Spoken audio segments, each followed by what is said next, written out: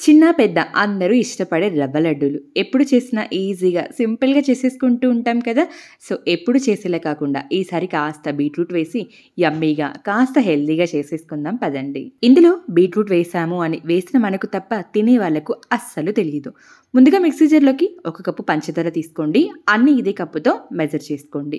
మీరు తీపి కాస్త ఎక్కువగా ఇష్టపడే వాళ్ళు మరో పావు కప్పు వరకు వేసుకోండి. ఇందులో 3 ఇలాచీ వేసి మెత్తటి పౌడర్‌లా గ్రైండ్ చేసి ఒక బౌల్‌లోకి వేసేసుకోండి.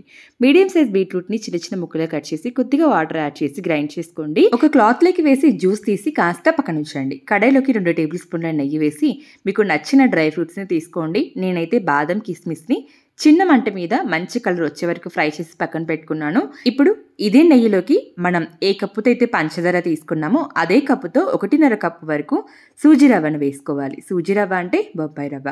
మీడియం టు లో ఫ్లేమ్ అడ్జస్ట్ చేసుకుంటూ రవ్వ పచ్చివాసన పోయి మంచి కమ్మటి సువాసన వచ్చే వరకు ఫ్రై చేసుకోవాలి. ఆ తర్వాత ఇందులోకి మనము తీసి పెట్టుకున్న బీట్రూట్ జ్యూస్ వేసేసుకోవాలి. ఈ జ్యూస్ వేయగానే రవ్వ బాగా వేడి మీద ఉంటుంది కాబట్టి జ్యూస్ మొత్తాన్ని కూడా పీల్చేసుకుంటుంది.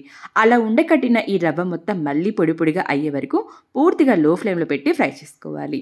ఇలా పొడి పొడిగా అయిన తర్వాత స్టవ్ ఆఫ్ చేసి రవ్వను పూర్తిగా చల్లారనివ్వండి. అలా చల్లారిన రవ్వని కొద్ది కొద్దిగా మిక్సీ జార్లో వేసుకుంటూ కాస్త మెత్తటి పౌడర్లా గ్రైండ్ చేసుకోవాలి.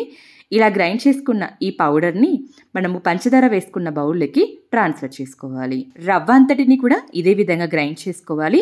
మనం ఏ కప్పుతో అయితే రవ్వ పంచదార తీసుకున్నామో అదే కప్పుతో 1/4 కప్పు వరకు డెసికేటెడ్ కోకోనట్ని డైరెక్ట్గా వేసుకుంటున్నాను. మీకు నచ్చితే కాస్త నెయ్యిలో ఫ్రై చేసి వేసేసుకోవచ్చు. ఫ్రై చేసి పెట్టుకున్న డ్రై ఫ్రూట్స్ని కూడా వేసేసి అంతా కలిసేలాగా నీట్గా మిక్స్ చేసుకోండి.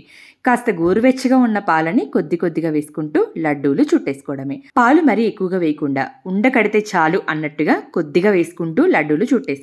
అప్పుడే మనకు లడ్డూలు ఎక్కువ రోజులు స్టోర్ ఉంటాయి. యమ్మీ యమ్మీగా ఉన్న ఈ బీట్రూట్ రవ్వ లడ్డు నచ్చినట్లయితే లైక్ చేసి ఛానల్ని సబ్స్క్రైబ్ చేసుకోండి. ఫ్రెండ్స్ అండ్ ఫ్యామిలీ మెంబర్స్కి షేర్ చేయండి.